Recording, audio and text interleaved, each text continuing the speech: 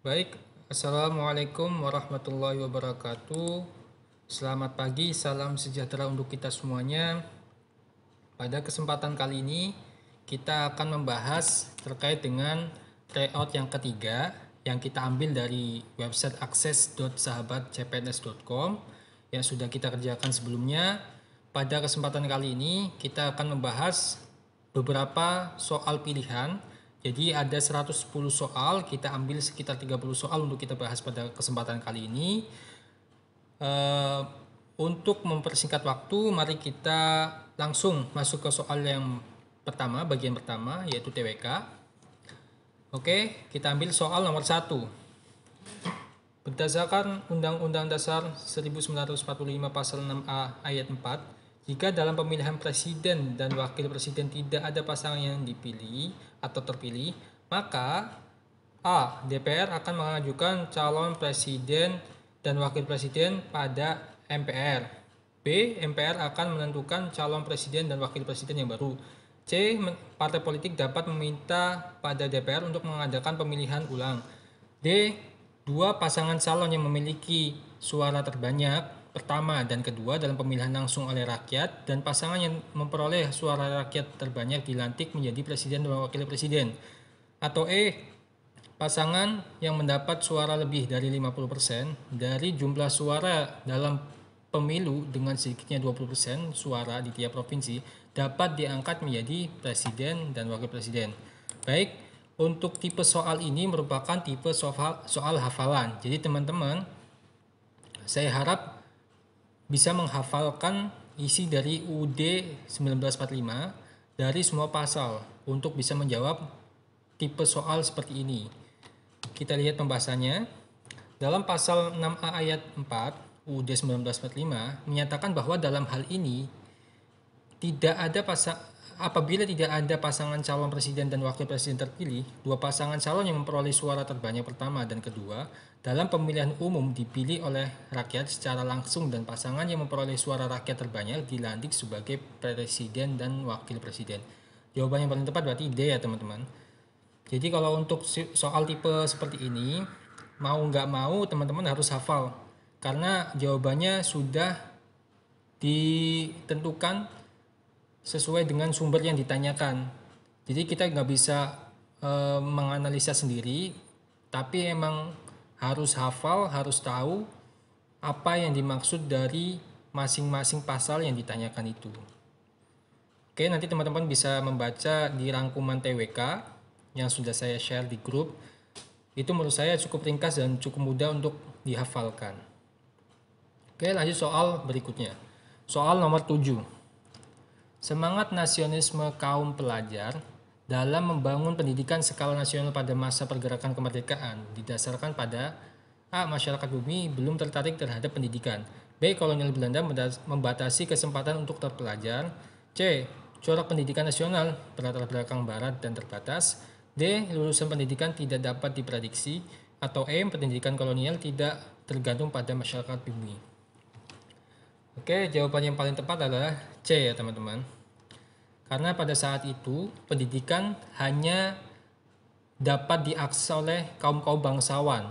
Dan kebetulan unsur atau lingkungan pendidikan yang diterapkan pada zaman Belanda itu masih berlatar belakang barat. Jadi kurang sesuai dengan budaya Indonesia. Jadi jawaban yang paling tepat adalah C. Corak pendidikan nasional berlatar belakang barat dan terbatas. Oke. Selanjut soal nomor 9. Hakikat sebuah negara yang menekankan pada unsur pemerintahan adalah A. Negara merupakan alat untuk mengatur dan mengendalikan masyarakat secara bersama-sama atas nama rakyat. Oke, ini benar. Kita lanjutkan dulu ke opsi lainnya. Negara merupakan organisasi masyarakat yang diciptakan oleh sebagian kelompok. Benar juga, tapi kita lihat opsi lainnya dulu. Negara merupakan kekuasaan kewilayahan yang diperbolehkan untuk mengatur dengan cara kekerasan. Ini kekerasan kurang tepat ya teman-teman. Oke, yang D. Negara merupakan organisasi kekuasaan untuk mengatur kehidupan masyarakat berdasarkan kekuasaan. ini masih masuk juga, kita skip dulu. Negara merupakan asosiasi terhadap masyarakat untuk diatur dan dilindungi dalam suatu wilayah tertentu. Benar. Tapi berbicara tentang pemerintahan, kita bisa hubungkan dengan tipikal seorang pemimpin. Tipikal seorang pemimpin yaitu mempengaruhi, mengatur, mengendalikan, terus mengarahkan masyarakatnya atau anggota kelompoknya pada suatu tujuan tertentu. Maka kalau misalkan kita lihat dari opsi di sini, jawaban A lebih tepat karena di sini menyebutkan mengatur dan mengendalikan masyarakat. Jawabannya lain benar, tapi unsur yang utama dalam pemerintahan, yaitu yang paling tepat adalah mengatur dan mengendalikan. Kalau melindungi benar juga, tapi unsur yang paling utama itu bukan cuma melindungi ya, tapi mengendalikan, mengarahkan masyarakat ke suatu tujuan tertentu, itu pemerintahan. Oke, jawaban yang tepat adalah A ya. Kalau kita lihat di pembahasan, negara sebagai alat agensi atau wewenang authority dalam mengatur dan mengendalikan persoalan masyarakat secara bersama-sama atas nama rakyat. Oke, jawaban yang tepat adalah A ya. Nomor 13, Sinta merupakan anak pertama dari perkawinan yang sah dari seorang ayah warga negara Indonesia dan ibu warga negara asing. Salah satu bentuk hak bela negara bagi Sinta. Oke, di sini jelas yang ditanya adalah bentuk hak ya. Bentuk hak di sini, oke kita lihat opsinya. Yang pertama A, mempertahankan NKRI. Itu sifatnya kewajiban ya, bukan hak. Jadi kita lewatin dulu. Mewujudkan perilaku tertib dalam masyarakat, ini juga kewajiban. Yang C, memperoleh pendidikan, ini benar ya, hak. Tapi kita lihat yang lain dulu. Ikut serta dalam menjaga keamanan masyarakat, ini kewajiban. Berpegang teguh pada pedoman Pancasila, ini sebuah prinsip ya. Prinsip itu kaitannya juga dengan kewajiban, jadi kurang tepat. Jadi yang tepat berkaitan dengan bentuk hak adalah memperoleh pendidikan. Oke. Di sini juga disebutkan bahwa hak warga negara juga disebutkan dalam UUD 1945. Oke ya, bahwa warga negara berhak mendapatkan pendidikan. Lanjut soal nomor 15. Wujud bela negara adalah kesiapan warga negara yang baik, memenuhi semua peraturan perundang-undangan, dan berperan dalam mengawasi jika terjadi penyimpangan. Esensi dari bela negara bagi masyarakat Indonesia adalah menjaga, oke kita lihat di opsinya, nilai Pancasila, menjaga nilai Pancasila, benar. Kesatuan suku bangsa, benar juga. Keberlangsungan hidup bangsa dan bernegara, benar. Wilayah dari serangan pemberontak, benar, tapi ini kurang tepat ya. Ini lebih ke tugasnya TNI. Kemerdekaan dan kedaulatan negara, benar. Tapi kalau misalkan kita perhatikan ya teman-teman, esensi utama atau tujuan utama dari bela negara itu adalah keberlangsungan hidup bangsa dan negara. Kalau misalkan menjaga nilai Pancasila, kesatuan suku bangsa, menjaga wilayah dari serangan pemberontak, kemerdekaan dan kedaulatan negara lain sebagainya, ini merupakan upaya yang dilakukan untuk mendapatkan mencapai tujuan keberlangsungan hidup bangsa dan negara.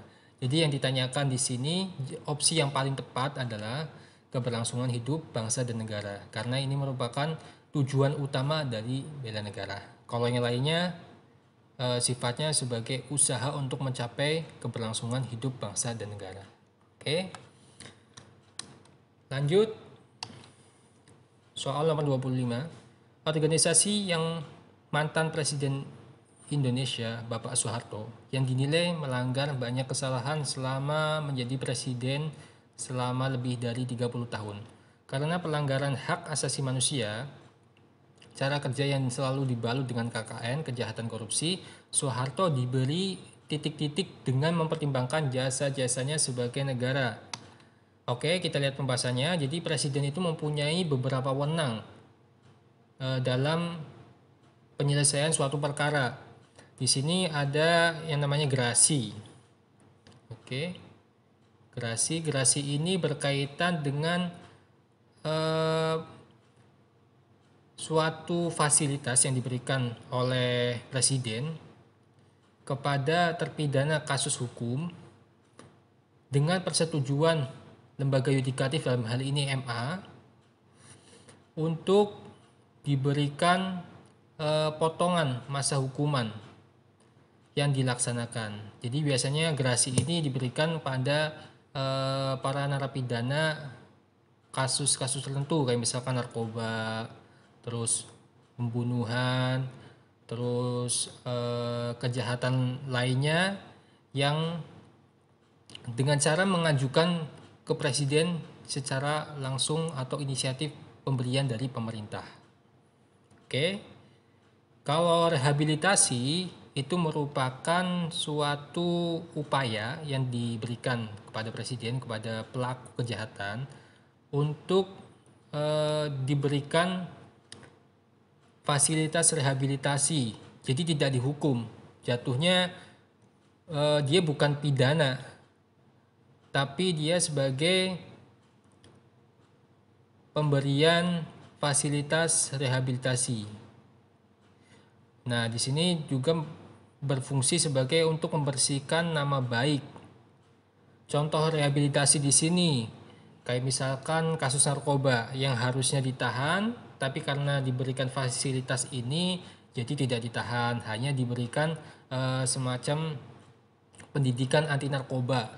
Jadi statusnya bukan terpidana, tapi masuk dalam rehabilitasi. Oke, yang ketiga ada amnesti.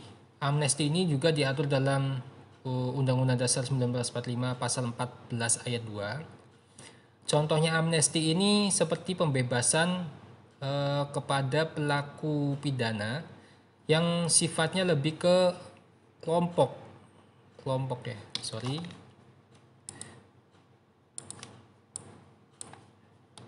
terlalu tebal ini, sifatnya kepada kelompok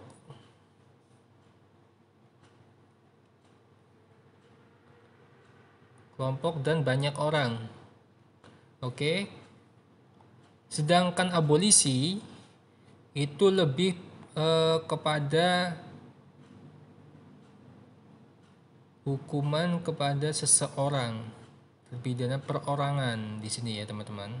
Jadi bedanya sama-sama pemberian fasilitas pengampuan pada hukuman, tapi yang amnesti ini lebih condong kepada kelompok atau banyak orang, sedangkan abolisi ini lebih ke perorangan. Nah, dalam soal di sini diberikan kepada satu orang, yaitu Bapak Soeharto. Artinya jawaban yang tepat adalah abolisi. Itu ya teman-teman. Oke, lanjut. Soal nomor 27. Suara ledakan mengagetkan warga di sekitar jalan Kajolalido, Makassar, Minggu pagi sekitar pukul 10.30 WITA. Ledakan sempat dikira warga berasal dari sebuah trafo. Pasca ledakan, warga menemukan pecahan plat kendaraan dan anggota tubuh yang tersebar ke berbagai arah. Belakangan diketahui ledakan tersebut merupakan aksi bom bunuh diri di depan gerbang pintu depan halaman gereja Katedral Makassar. Kejadian bom bunuh diri pada kasus pemboman gereja Katedral Makassar melanggar sila Pancasila ke Oke, di sini membawa unsur agama ya. Jadi kondisi atau kasus tersebut itu melanggar sila ke-1, yaitu ketuhanan yang Maha Esa. Kenapa? Karena berkaitan dengan kebebasan beragama. Di sini ledakannya terjadi di rumah ibadah, jadi berkaitan dengan agama. Jadi melanggar sila pertama. Oke, lanjut ya. Kalau ini jelas. Soal nomor 28. Pada tahun 2019 terjadi ledakan bom bunuh diri terjadi di markas Mapolrestabes Medan, Sumatera Utara. Pelaku diduga satu orang yang mengenakan jaket ojek online. Kejadian tersebut menyebabkan 6 orang terluka, terdiri dari 5 anggota polisi dan 1 warga sipil. Kejadian tersebut penyimpangan dari sila ke, beda halnya dengan soal sebelumnya. Ini terjadi di Mapolrestabes Medan, sama bom juga. Tapi di sini sasarannya tidak diketahui apakah ada unsur agama atau balas dendam terhadap kepolisian atau sebagainya, kita nggak tahu. Tapi yang jelas di sini menimbulkan korban 6 orang terluka. Artinya tidak dari kasus ini itu bertentangan dengan sila kedua. Kenapa nggak sila kelima? Karena yang dirugikan di sini bukan masyarakat secara umum, tapi lebih ke objek yang dibom, yaitu di daerah Mapolrestabes Medan. Jadi kalau kita lihat pembahasannya, dari kasus tersebut melanggar sila kedua, kaitannya dengan kemanusiaan, tidak ada kaitannya dengan agama. Itu teman-teman. Oke, kalau misalkan suatu kegiatan atau suatu perbuatan buruk yang menimbulkan ketidakadilan secara umum, secara sosial masyarakatan umum, itu condongnya ke sila kelima. Tapi di sini kan fokusnya pada hak perorangan ya. Hak perorangan yang terjadi di Mapolrestabes Medan, jadi yang paling tepat adalah sila kedua. Oke. Untuk jenis soal seperti ini nanti teman-teman bisa pahamin lagi terkait dengan butir-butir Pancasila yang sudah saya share materinya di grup. Nanti teman-teman bisa baca lebih dalam lagi, dibedakan dari sila 1, 2, 3, 4, 5. Itu biasanya banyak yang keluar, banyak bentuk soal implementasi dari butir-butir Pancasila. Oke, lanjut untuk soal nomor 29. Pada saat sekarang ini banyak sekali di media sosial informasi mengenai kekerasan atas nama agama. Fenomena kekerasan agama dapat dilihat melalui media elektronik maupun media cetak. Adapun dalam bentuk aksi dilakukan berupa tindakan yang dilakukan aktor sebuah kelompok garis keras dengan cara kekerasan dan anarkis untuk mencapai tujuannya, baik di bidang keagamaan, sosial, politik, dan ekonomi. Kasus tersebut merupakan bentuk dari A. Radikalisme, fanatisme, terorisme, chauvinisme, atau apatisme. Jawabannya adalah yang tepat adalah radikalisme ya teman-teman. Karena secara bahasa, radikalisme itu mempunyai arti paham atau aliran yang menginginkan perubahan atau pembaharuan sosial dan politik dengan cara kekerasan atau drastis. Seperti yang kita ketahui bahwa biasanya radikalisme juga dihubungkan dengan unsur agama. Di sini juga disebutkan unsur agama, jadi jelas ya radikalisme. Kalau fanatisme ini kecintaan seseorang terhadap suatu kelompok atau organisasi tertentu secara berlebihan, fanatisme. Kurang tepat ya. Terorisme itu suatu upaya memberikan rasa takut kepada orang atau kelompok, juga kurang tepat. Chauvinisme itu rasa cinta kepada bangsa dan negara secara berlebihan. Nah, ini kurang tepat juga. Apatisme itu rasa acuh atau tidak peduli dengan sesuatu yang ada di sekitarnya, apatis. Kurang tepat. Oke, jawaban yang tepat adalah radikalisme. Oke, lanjut untuk soal TIU. Untuk soal TIU nomor 33. Paradoksal mempunyai arti atau sinonim yang sama adalah A. Sejalan, B. Seiring, C. Ideal, D. Kontras, E. Konsisten. Kalau misalkan teman-teman tidak mengetahui apa artinya paradoksal, teman-teman bisa coba tinjau dari perbendaharaan kata teman-teman. Teman-teman mungkin pernah dengar yang namanya majas paradoks. Ya, paradoks di situ, dalam majas itu ya, contohnya saya merasa kesepian di dalam pasar. Itu kan kontras ya teman-teman, bertentangan. Kesepian kok dalam pasar, bukannya pasar itu rame. Atau mungkin cobalah masuk ke gubuk saya di lantai 5. Yo, itu kontras banget karena gubuk kok lantai 5 gitu. Harusnya kan istana gitu ya. Nah, dari situ bisa kita ambil arti dari paradoks atau paradoksal, yaitu sesuatu yang kontras atau bertentangan. Jadi jawaban yang tepat adalah D ya teman-teman.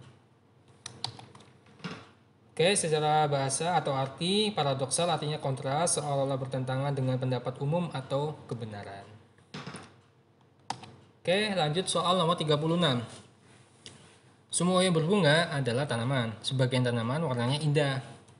Oke, untuk premis di sini kita coret yang mempunyai atau ada di dua pernyataan, yaitu tanaman. Jadi kesimpulannya adalah bunga dan warnanya. Di sini sebagian. Jadi kemungkinan jawabannya adalah bunga. Sebagian bunga warnanya indah dan sebagian bunga warnanya tidak indah. Gitu ya. Coba kita lihat di opsinya, semua yang berbunga warnanya tidak indah, salah. Karena di sini yang kedua itu sebagian bukan semua. Semua yang warnanya tidak indah adalah tanaman, juga salah. Semua tanaman adalah berbunga, kurang tepat juga. Sebagian yang berbunga warnanya tidak indah. Nah, ini jawaban yang paling tepat. Atau semua yang warnanya tidak indah tidak berbunga. Ini juga tidak ada dalam premis ya. Jadi yang paling tepat adalah sebagian yang berbunga warnanya tidak indah. Oke, jawabannya D. Untuk soal selanjutnya, semua polisi pandai menembak dan tangkas. Tuan X tidak tangkas tetapi pandai menembak. Jawabannya adalah jelas, karena dia tidak tangkas, dia bukan polisi Tuan X. Meskipun pandai menembak. Jawaban paling tepat adalah D ya teman-teman. Oke, ini gampang ya.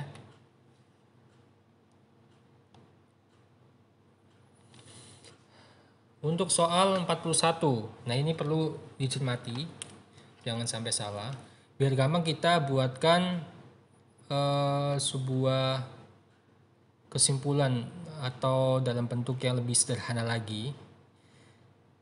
Musyawarah daerah organisasi wanita di suatu kabupaten, anggota yang memenuhi syarat untuk ditunjuk hanyalah Juli, Dewi, Sari, Laras, Tina, Agnes, dan Sandra. Kondisi ini yang harus dipertimbangkan oleh pimpinan organisasi adalah sebagai berikut. Oke, kita buatkan ya. Sandra dipilih, Sari pun harus dipilih. Kita buatkan dalam bentuk yang lebih sederhana. Sandra dipilih, Sari pun dipilih. Oke, Sandra sama dengan Sari ya, biar enak ya. Terus yang kedua, jika Sari dan Dewi dipilih, Juli tidak boleh dipilih.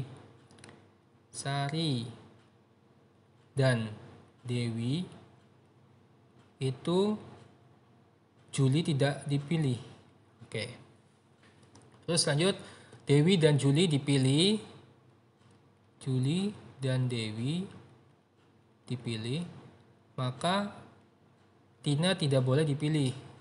Oke, gini ya. Kalau tidak boleh berarti tidak sama dengan, gini ya simbolnya. Terus yang selanjutnya, jika Juli dipilih, Laras dan Agnes harus dipilih salah satu, tetapi tidak keduanya. Oke, berarti seperti ini. Juli sama dengan Laras atau Agnes. Bentar ya. Laras dan Tina harus dipilih salah satu. Oke, Laras atau Tina.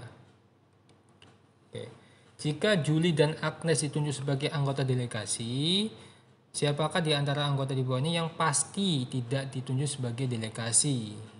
Oke, pasti tidak ditunjuk. Tadi yang ikut Juli dan Agnes, kita lingkarin Julinya dan Agnes, Juli dan Agnes. Oke. Di sini ada Juli juga. Berarti jawaban yang tepat adalah Laras. Kenapa Laras? Karena di sini di pernyataan yang keempat, jika Juli dipilih, maka pilihannya Laras atau Agnes. Terus pernyataan berikutnya, yang ikut itu Juli dengan Agnes, maka yang tidak ikut adalah Laras. Oke, ini sudah jelas dalam satu pernyataan ya. Oke, soal berikutnya berkaitan dengan soal yang tadi, kita tulis lagi aja ya. Sandra sama dengan Sari. Terus Sari dan plus Dewi. Sorry.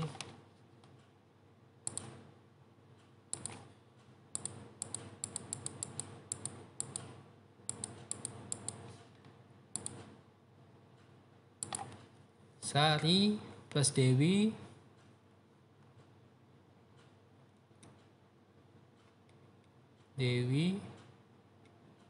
tidak sama dengan Juli.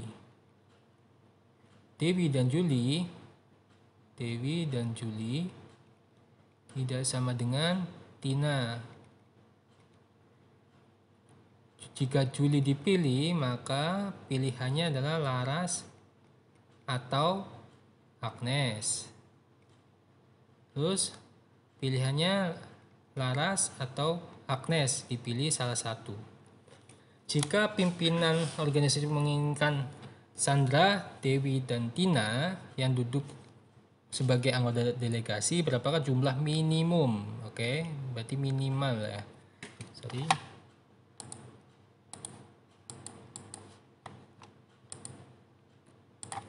Jumlah minimum.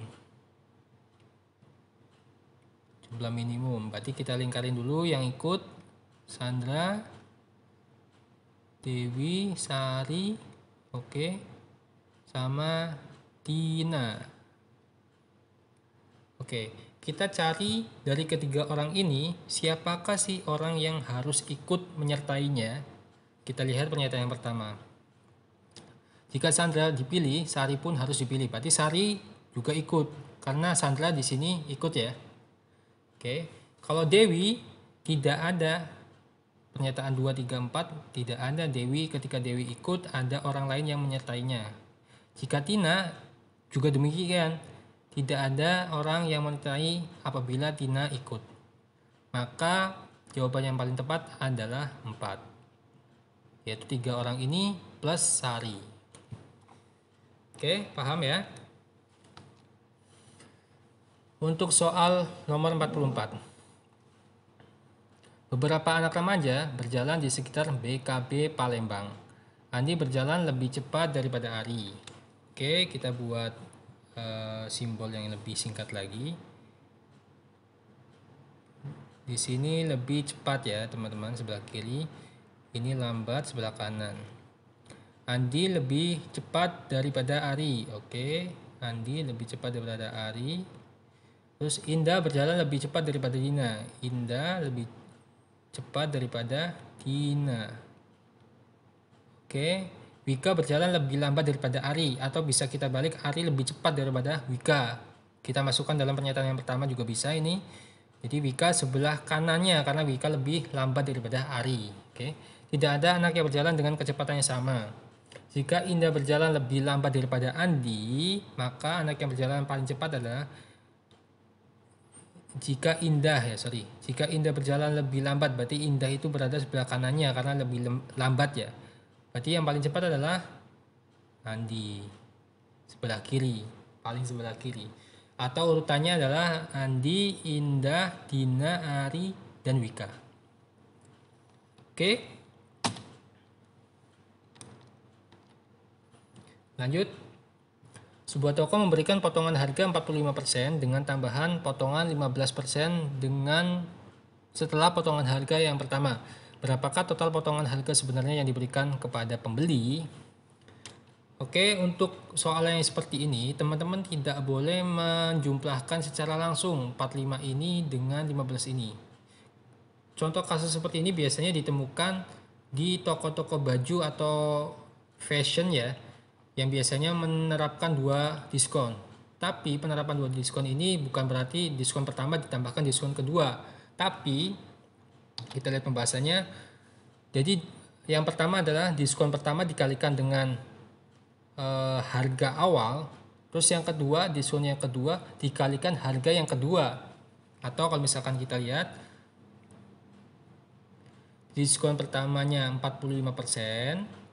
Nah, diskon keduanya 15% dikalikan 55%, yaitu harga kedua setelah dipotong 45%. Jadi kalau misalkan kita jumlahkan 45% ditambah 8,25%, hasilnya 53,25%. Jawabannya C ya teman-teman.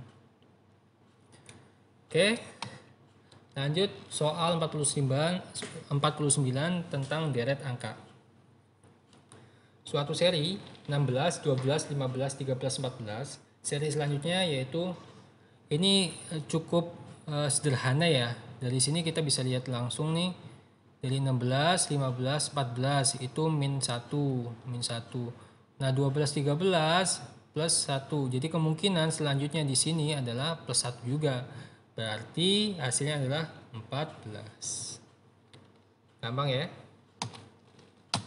Oke, untuk soal selanjutnya deret huruf ABC, BCD, CDE, DEF. Nah, dari sini kita bisa bagi beberapa bagian. ABC, BCD, CDE, DEF. Berarti kemungkinan di sininya adalah E, F, G. Kenapa?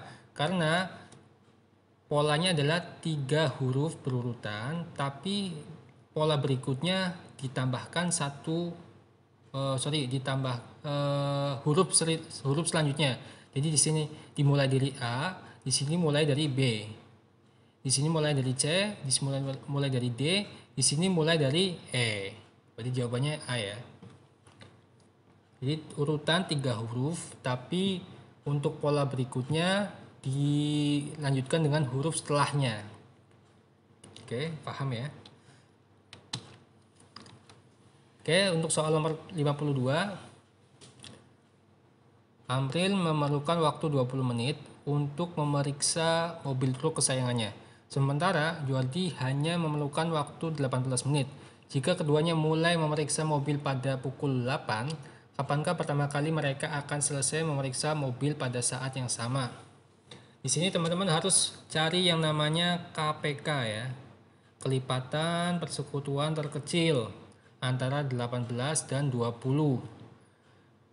Kelipatan 20 itu pasti belakangnya 0. Jadi carilah angka kelipatan dari 18 yang belakangnya 0, yaitu dikalikan 5. Hasilnya adalah 90 ya. Tapi 90 ini tidak bisa dibagi 20. Jadi bukan kelipatan dari 20. Coba kita cari angka lainnya. Coba kita kalikan 10 supaya belakangnya 0 ya. Hasilnya adalah 180. 180 dibagi 20. Oh bisa. Hasilnya adalah berapa? 90 ya. Artinya 180 ini bisa dibagi 18, bisa dibagi 20 atau disebut dengan KPK. Kalau misalkan kita konversi 180 menit, ini kan dalam menit, kita jadikan jam, yaitu dibagi 60. Dibagi 60. Hasilnya adalah 3 jam. 3 jam, waktu awalnya adalah pukul 8 ditambah 3 jam sama dengan pukul 11. Kelebihan.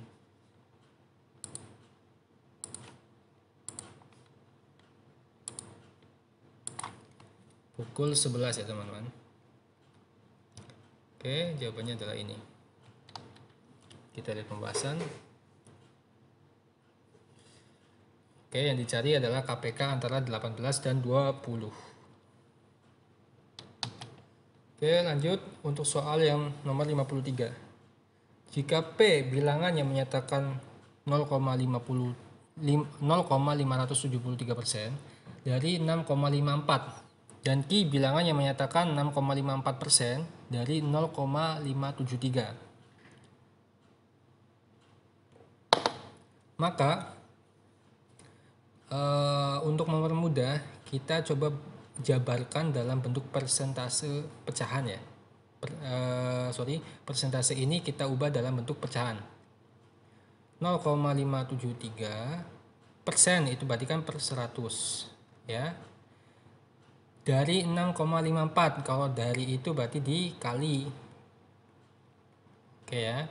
Kalau yang Q itu 6,54% atau per 100 dikali 0,573. Kalau misalkan ketemu soal seperti ini teman-teman, di antara dua sisi ini bisa kita dibagi, sama-sama dibagi. Jadi 100 ini dibagi 100 ini hasilnya adalah 1. 1. Ini dibagi dengan ini adalah 1 juga. 0,573 dengan 0,573 1 juga. Jadi karena habis semua ini dibagi antara ruas kiri dengan ruas kanan, maka hasilnya adalah P sama dengan Q. Oke. Kita lihat coba pembahasan. Jadi tidak perlu ya teman-teman itu mengalihkan semuanya. Ini dikali ini berapa, ini dikali ini berapa, nanti hasilnya berapa, itu nggak perlu terlalu lama nanti teman-teman ngitungnya. Lebih baik dijadikan dalam bentuk yang sama, yaitu dalam bentuk pecahan. Terus kita bandingkan.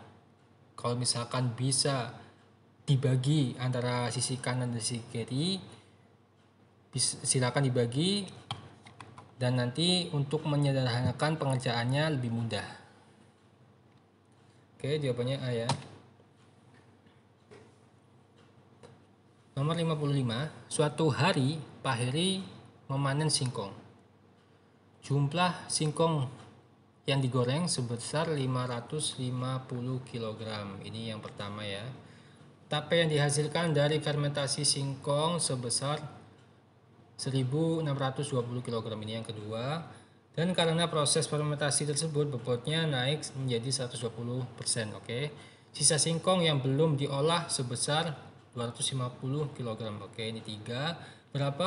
Berapakah hasil panen singkong Pak Hari pada awalnya? Oke.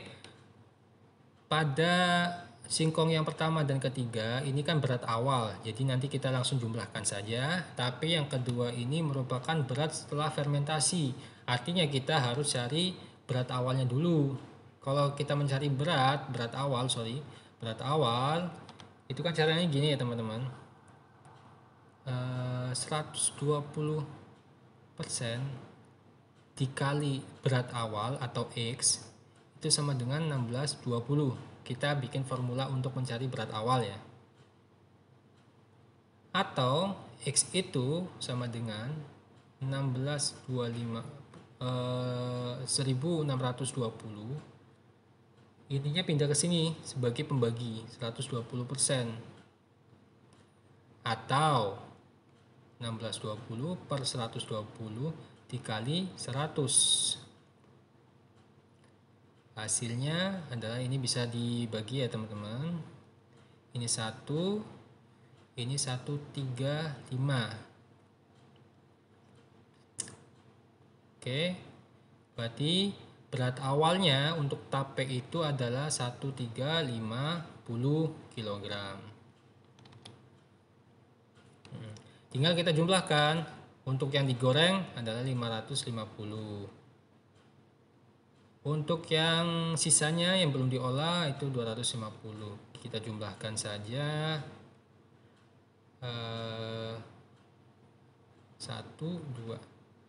2150 kg, atau kalau misalkan kita jadikan ton, hasilnya adalah 2,15 ton. Jawabannya A ya. Oke. Lanjut soal nomor 56.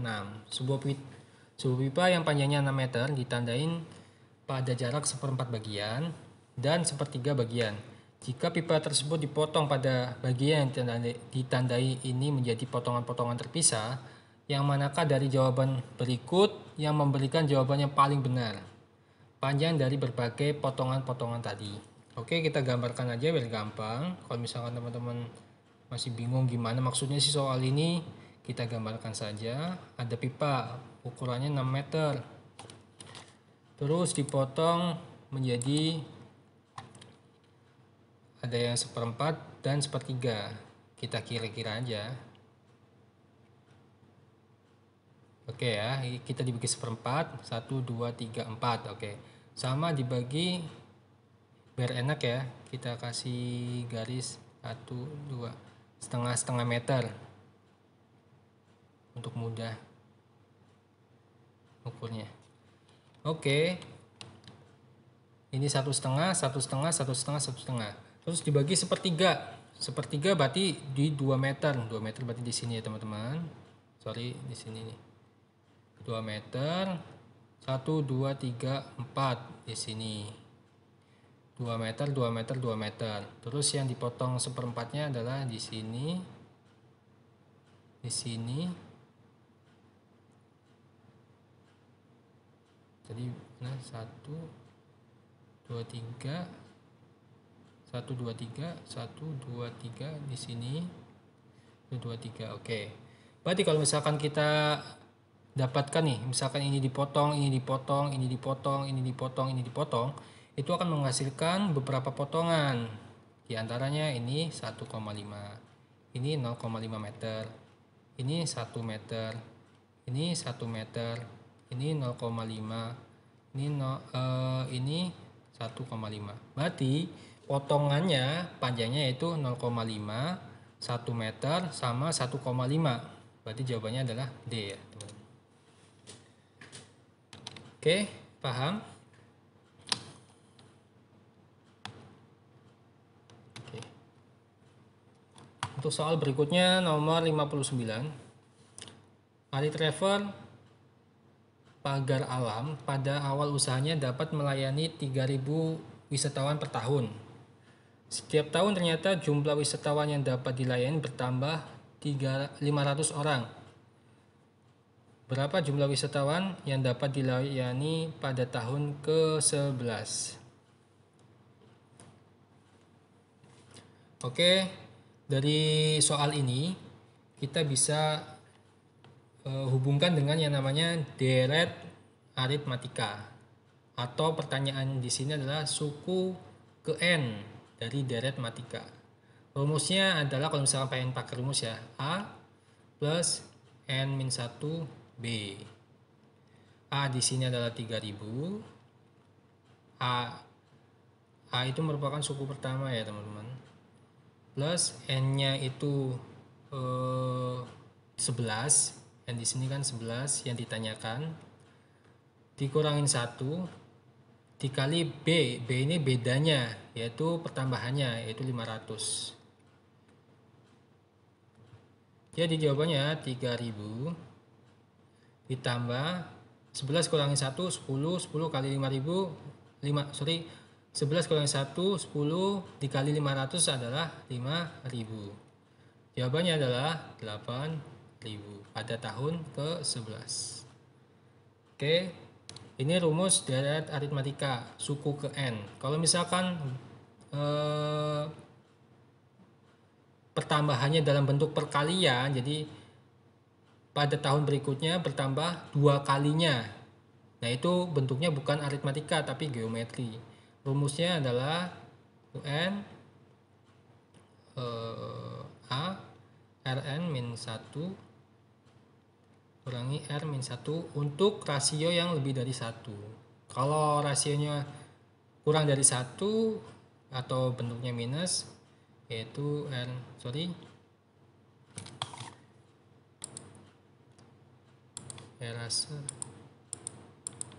satunya kita taruh di depan, yaitu 1 min Rn kuadrat per 1 min R. Ini untuk yang rasionya kurang dari 1. Ini kalau misalkan teman-teman suka pakai rumus, silakan dihafal ini deret geometri sama aritmatika. Tapi kalau misalkan pakai logika juga bisa. Misalkan di tahun pertama 300, oke. Kenaikannya yaitu 500 orang setiap tahunnya. Berarti di tahun ke-11 berapa? Tinggal dikalikan saja ini 500 orang pertambahannya setiap tahunnya. Berarti dikalikan 10. Kenapa 10? Karena di tahun pertamanya adalah 3.000. Ya kan? Tinggal kita cari aja pertambahan selama 10 tahun sampai di tahun ke-11. Berarti sama dengan 5.000 pertambahannya. Awalnya berapa? 3.000. Berarti total 8.000. Oke. Saya. Oke, untuk soal gambar ya. Kita ambil soal yang nomor 65. Oke, gambar yang pertama yaitu bentuk segitiga. Gambar yang kedua adalah bentuk segitiga dengan posisi yang sama tapi ada pertambahan garis. Ya. Lanjut, gambar yang ketiga sama, segitiganya tidak ada perubahan dan garis yang pertama tidak ada perubahan dan ada pertambahan garis yang kedua yang vertikal. Terus yang selanjutnya gambarnya sama dengan gambar yang ketiga tapi ada pertambahan garis diagonal. Ya. Terus gambar selanjutnya seperti apa? Jadi kalau mengacu pada gambar sebelumnya, di sini ada pertambahan dari garis yang horizontal ke vertikal. Yang diagonal arah sebelah kanan berarti kemungkinan satu garis lagi nih di sini sebelah kiri diagonal. Jadi jawabannya yang tepat adalah C ya teman-teman. Ini bisa dipahamin. Oke, masuk ke TKP. Saya mengingatkan kembali untuk yang TKP ini teman-teman harus baca benar-benar dengan jeli, dengan analisa yang tepat, dan tentu menjawab dengan jawaban yang paling benar meskipun tidak menggambarkan kepribadian teman-teman sendiri. Dan carilah jawaban yang paling solutif pada saat itu, bukan upaya atau suatu solusi di masa yang akan datang. Jadi carilah jawaban yang paling tepat dan bisa digunakan pada saat kondisi tersebut. Oke, soal nomor 69. Anda baru saja dimutasi ke sebuah cabang baru dari perusahaan Anda yang berlokasi di luar kota. Anda diberikan tanggung jawab yang lebih besar dari sebelumnya untuk mengontrol dan mewujudkan tujuan perusahaan di kantor cabang baru tersebut dan memajukan perusahaan. Namun cabang tersebut diisi oleh karyawan-karyawan baru dari daerah dan belum berpengalaman. Yang Anda lakukan adalah A. Memberitahukan kepada karyawan baru tersebut terkait dengan pekerjaan yang harus mereka kerjakan. Oke, nggak ada yang salah dengan ini. Menyuruh mereka untuk lebih berinisiatif untuk mengimprovisasi diri dan meningkatkan kualitas dalam bekerja. Oke, nggak masalah. Menyuruh mereka membaca semua tugas mereka dan menerapkannya dalam setiap pekerjaan. Benar juga. Meminta untuk bekerja maksimal dan loyal terhadap perusahaan. Oke, nggak masalah. Mengkomunikasikan sasaran perusahaan dan memotivasi staf saya untuk mencapainya. Oke. Kalau kita lihat sekilas, emang jawaban opsi A sampai E itu memiliki tingkat kebenaran yang sama ya, sama-sama benar gitu teman. Tapi dalam suatu organisasi yang harus diutamakan dalam memecahkan suatu masalah, yang pertama adalah mengkomunikasikannya atau memberitahukannya. Jangan asal nyuruh, jangan asal perintah. Jadi harus ada komunikasi terlebih dahulu. Kalau misalkan kita lihat opsi ya, yang pertama memberitahukan, oke, benar, nggak masalah. Yang kedua B, menyuruh. Nah, di sini menyuruh itu kurang tepat, makanya kita skip dulu. Yang C itu menyuruh juga kurang tepat. Yang D, meminta. Meminta itu bahasa lain dari memerintah, jadi kurang tepat juga. Jadi opsinya adalah antara A atau E.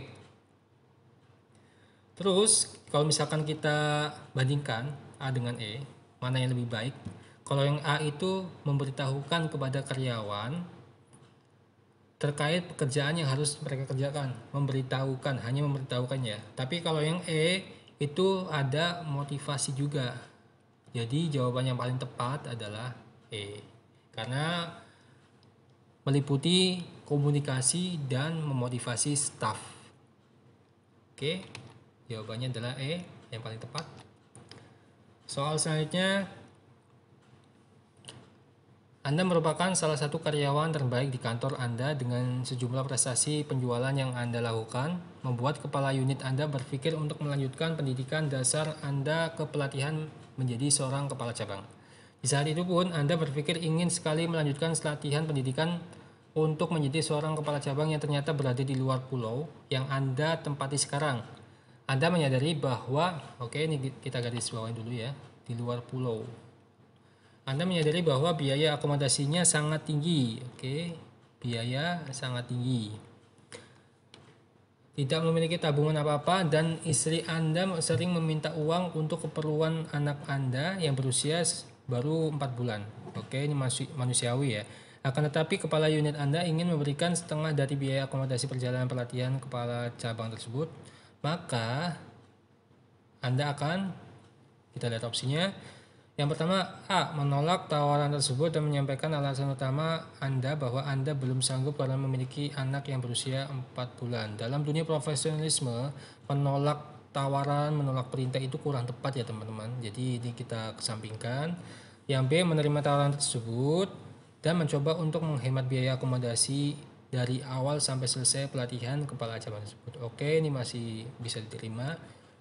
Yang C. Menerima tawaran tersebut dan melakukan perhitungan seminimal mungkin untuk perjalanan ke tempat pelatihan tersebut dan menyisihkan sebagian uang untuk dibagikan ke istri.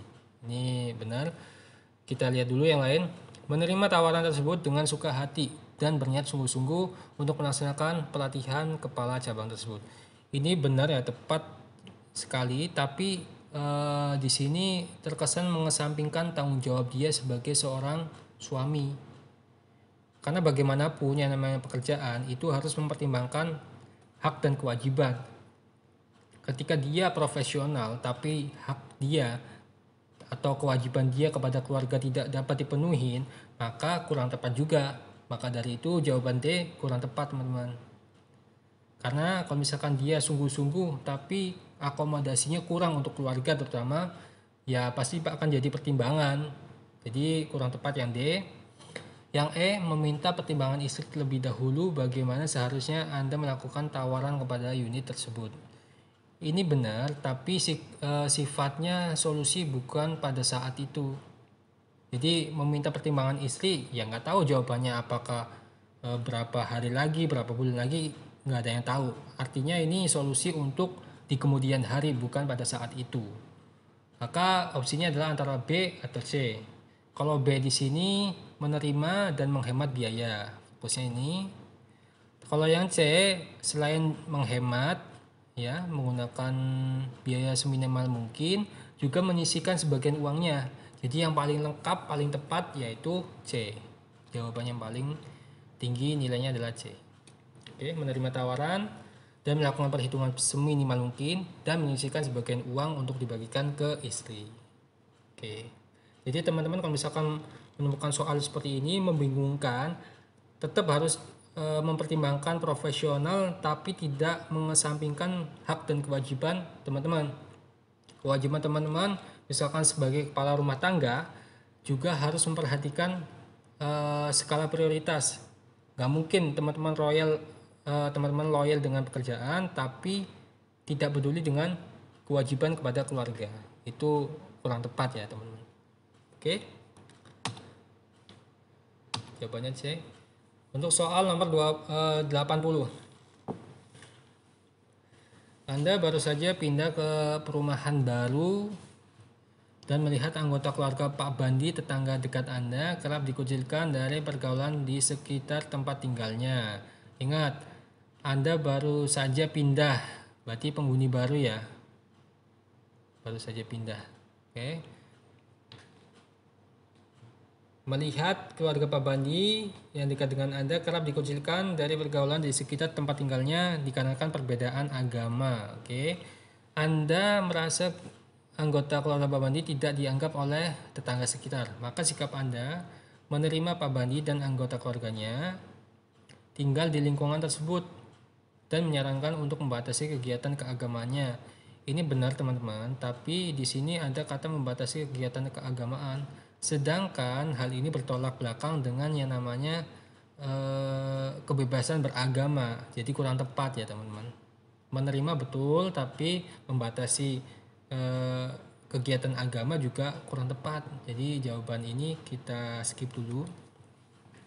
Terus yang B, menyadarkan tetangga sekitar bahwa menerima keberagaman merupakan perbuatan yang dapat mengancam keharmonisan hubungan sosial.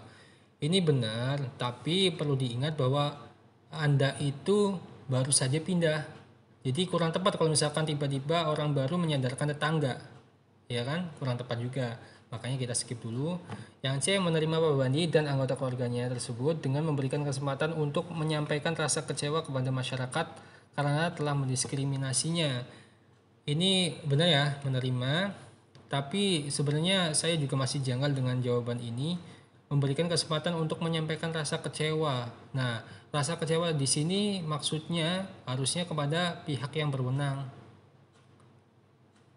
Jangan berlaku sendiri ya. Kalau berlaku sendiri jatuhnya dendam, jadi kurang tepat. Tapi maksud dari bacaan di sini mengadukan apa yang dia rasakan, menyampaikan rasa kecewanya kepada masyarakat melalui pihak yang berwenang, maksudnya itu.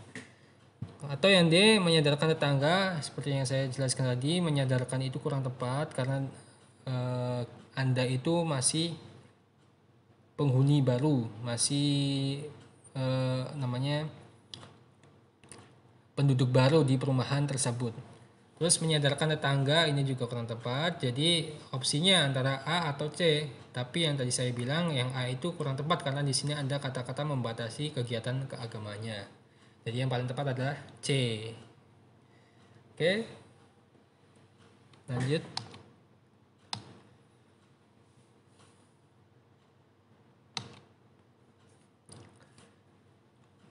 Soal nomor 92. Pagi ini seperti biasanya Anda selalu sibuk dengan rutinitas pekerjaan sebagai seorang dokter di klinik.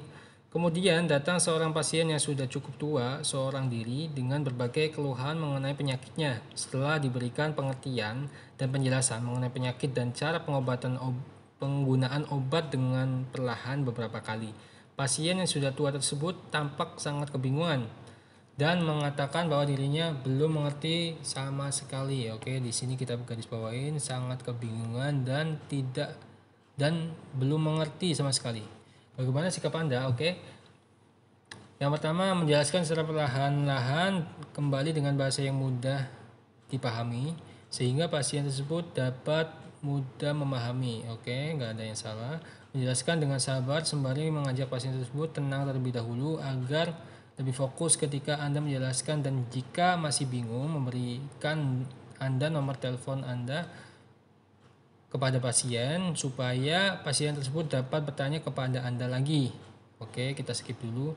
Menjelaskan dengan bahasa yang lebih mudah dipahami secara perlahan dan tetap dengan bahasa santun agar pasien tersebut dapat mengerti penjelasan Anda. Oke, nggak masalah. Meminta pasien tersebut untuk memanggil salah satu anggota keluarganya agar Anda bisa menjelaskan hal tersebut kepadanya dan sekaligus menjadi pendamping minum obat. Oke. Meminta perawat yang ada di dekat Anda untuk mengulangi penjelasan Anda dengan harapan pasien tersebut dapat lebih memahami. Kalau misalkan kita perhatikan jawabannya semuanya benar ya teman-teman. Tapi kalau misalkan kita jeli di sini, yang namanya orang tua itu kita jelaskan dengan seperti apapun, yang namanya orang tua kodratnya ada potensi untuk tidak dapat mencerna secara keseluruhan. Maka dari itu perlu yang namanya pendamping, perlu orang lain untuk membantu pasien tua tersebut dalam masa pengobatannya. Kalau misalkan kita lihat opsi A, yaitu menjelaskan secara perlahan-lahan, itu benar tapi kurang tepat karena yang dihadapin adalah orang yang sudah tua. Terus yang B juga sama, menjelaskan dengan sabar. Yang C juga sama, menjelaskan dengan sabar. Yang E juga sama. Nah, yang di sini yaitu meminta pasien tersebut untuk memanggil anggota keluarganya.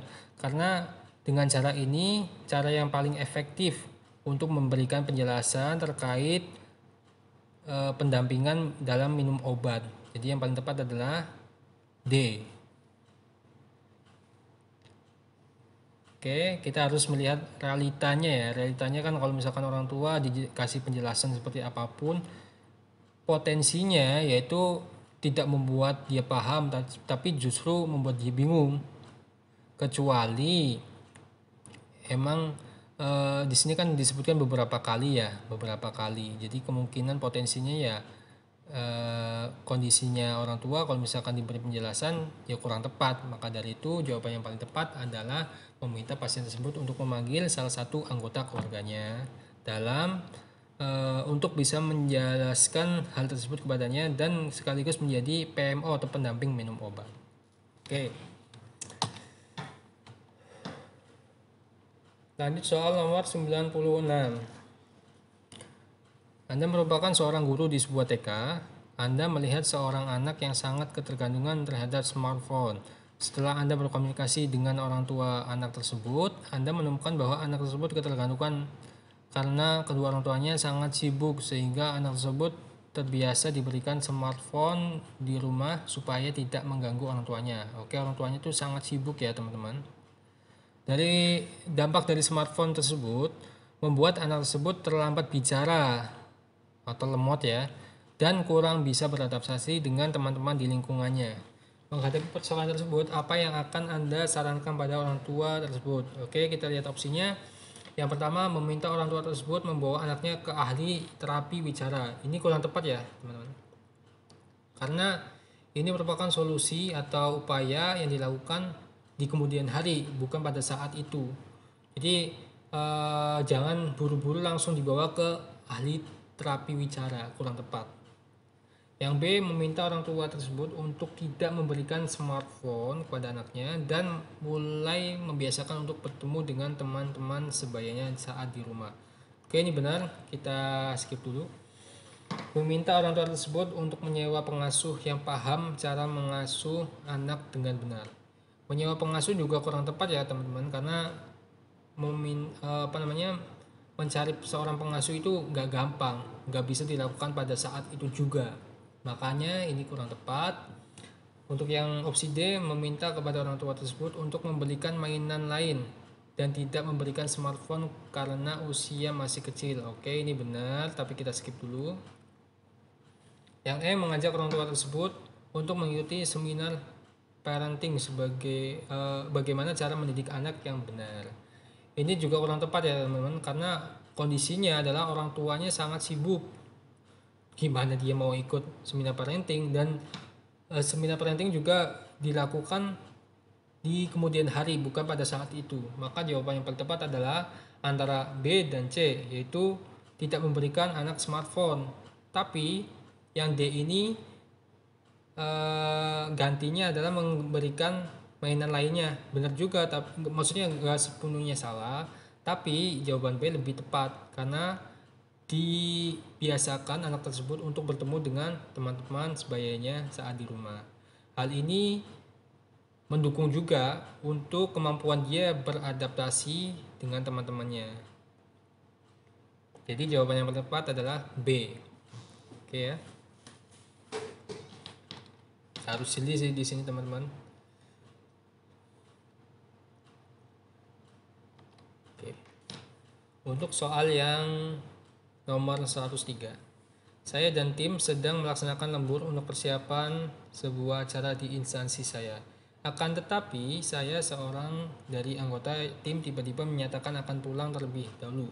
Akan tetapi, salah seorang dari anggota tim tiba-tiba menyatakan akan pulang terlebih dahulu. Sikap saya, A, menyampaikan kepada anggota tim lainnya apakah akan memberi izin atau tidak. Oke, ini lewatin dulu, benar. Yang B, memaksa rekan tersebut untuk tetap tinggal dan mengerjakan apa yang telah menjadi tanggung jawabnya. Memaksa, kata-kata memaksa ini kurang tepat ya teman-teman. Memaksa, terus mengintimidasi, memerintahkan dan lain sebagainya itu kurang tepat.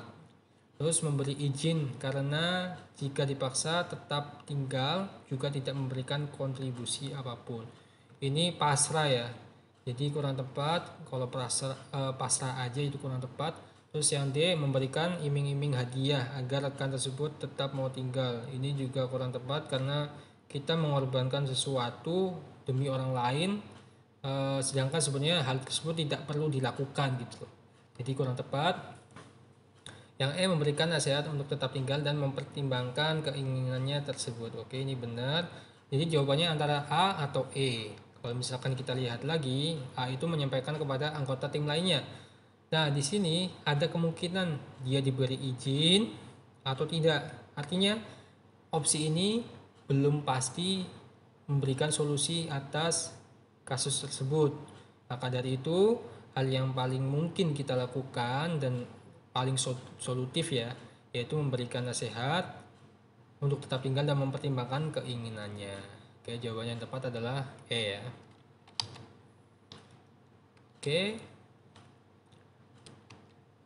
Oke, itu aja yang bisa saya sampaikan dari beberapa pilihan soal untuk pembahasan kali ini.